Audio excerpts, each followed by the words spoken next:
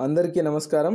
పురాణ శ్రవణం ఛానల్ను సబ్స్క్రైబ్ చేయండి, లైక్ చేయండి, షేర్ చేయండి. 10 మందికి పురాణ జ్ఞానాన్ని పంచండి.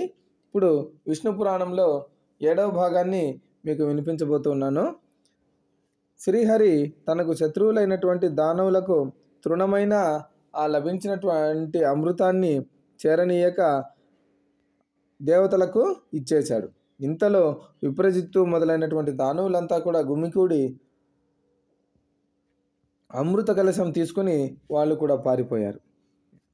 తెలియకుండా అమృత కలశం తీసుకొని పారిపోయారు. దేవతలు చేసేది లేక నిస్సహాయంగా చూస్తూ ఉన్నారు.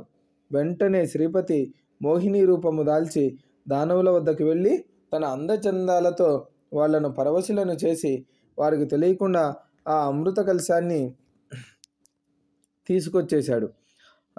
అమృతపానముతో ఇంద్రుడు బలపరాక్రమాలు రెట్టింపైనాయి. వజ్ర ప్రయోగంతో ఆ దానవుల హడలగొట్టక చేసేది లేక అందరూ కూడా పాతాళానికి పారిపోయారు. మందర పర్వతంను మునుపటి చోట ఉంచి వాసుకిని పంపించి దేవతలు తమ స్థానాలకు వెళ్ళారు. ఇంద్రుడు లక్ష్మీకాంతునకు నమస్కరించి ఆ స్వామి కరుణచే ముల్లోకాల పాలనాధికారం పొందాడు. సూర్యుడు ప్రసన్న దీప్తిమంతుడై ప్రకాశించాడు. గ్రహ తారక గణాలు యథాపూర్వకంగా విలసిల్లాయి. అగ్నిహోత్రాలు ప్రదక్షిణార్చులతో వెలిగాయి. భూతకోటి హృదయం ధర్మజ్ఞానముతో విలసిల్లింది. భూమండలం అనావృష్టి దోషం రాచ దురుసుతనం పోయి సర్వ సమృద్ధితో ప్రజాభివృద్ధితో రాణించింది. సకల లోకాలు సంపత్కర్ములయ్యాయి. ఈ విధంగా లక్ష్మీ విలాసం వల్ల లోకాలన్నీ నిండుకుండలయ్యాయి. ఇంద్రుడు శ్రీకాంతుని అనుమతితో అమర సమేతుడై అమరావతికి వెళ్ళి సమధిక సంపత్కలతో ధర్మ మార్గాన ప్రవర్తిస్తూ ఉన్నాడు. నిత్యము తనను ఉపాసిస్తున్న ఇంద్రునకు మహాలక్ష్మి ప్రత్యక్షం కాగా సాష్టాంగ నమస్కారం చేసి లేచి చేతులు జోడించి స్తుతించాడు. అమ్మా, బ్రహ్మ మునులు మనసారా నిన్ను ధ్యానిస్తున్నా దర్శన భాగ్యం పొందలేదు. అలాంటి తల్లివి నీ పదపద్మ దర్శనం పొంది ధన్యుడనైనాను. నీ దయకలవానికి ఎప్పుడు ఎలాంటి ఆపదలు ఉండవు. ఆ వ్యక్తి సభలలో అందరికీ మానవీయుడవుతాడు. చక్కని వాగ్వైభవముతో ఆ పురుషుడు విరాజిల్లుతాడు. అందరికీ ఆశ్రయుడవుతాడు. తల్లి, నీ కృపకు పాత్రుడైన వాడు ఎలాంటి తప్పులు చేసినా బాధలు పొందక సుఖీ అవుతాడు.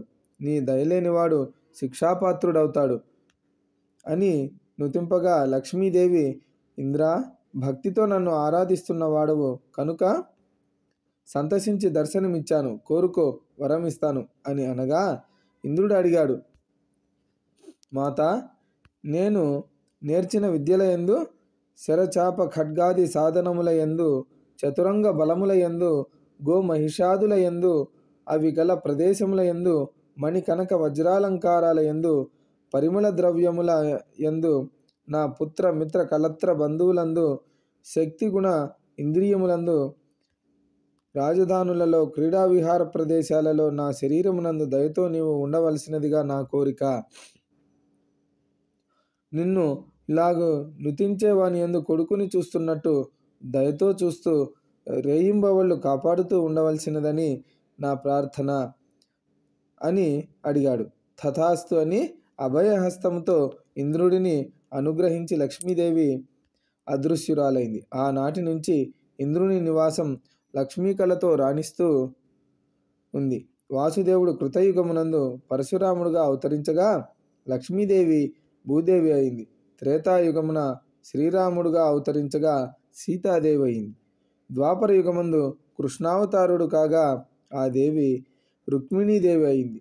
కలియుగమున సూర్యరూపుడు కాగా ఆమె పద్మిని అయింది. ఈ విధముగా లక్ష్మీదేవి పద్మాక్షునకు తోడై ఉంటుంది. ఆ స్వామి దేవరూపంలో ఉంటే ఆ దేవి దేవతాకాంత రూపాన, మానవ రూపంలో ఉంటే మానవకాంతగా ఉండి శబ్దమును అనుసరించే అర్థంలాగా అనుసరిస్తూ ఉంటుంది అని లక్ష్మీ చరిత్ర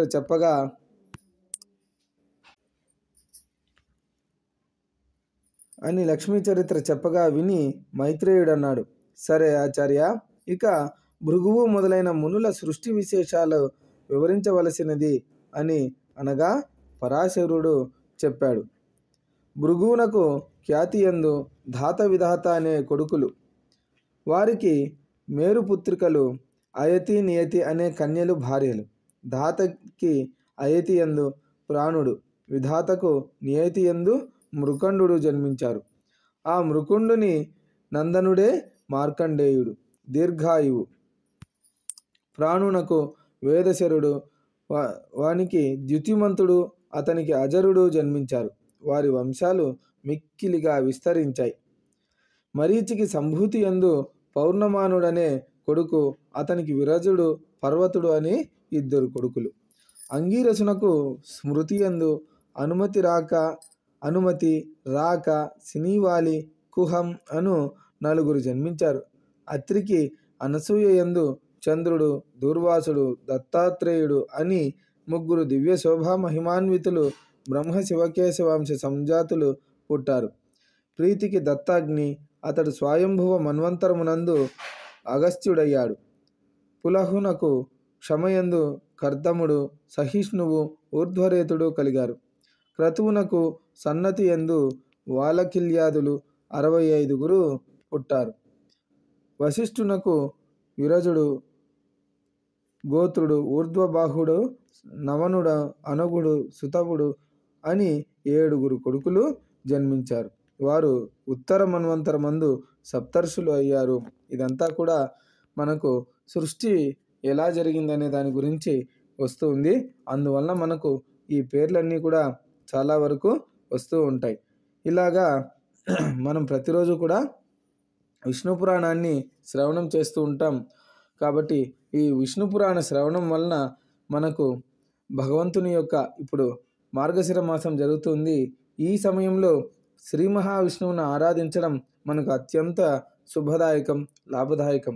అష్టైశ్వర్యాలు సిద్ధిస్తాయి. అన్ని రోగాలు కూడా నయం అవుతాయి. ఎవరు ఏ కోరిక కోరినా కూడా ఈ సమయంలో మనకు చక్కగా నెరవేరుతుంది. అలాగే త్వరలో ధనుర్మాసం వస్తుంది. ఈ ధనుర్మాసంలో కూడా మనము ఈ విష్ణు పురాణం వింటూ ఉండాలి.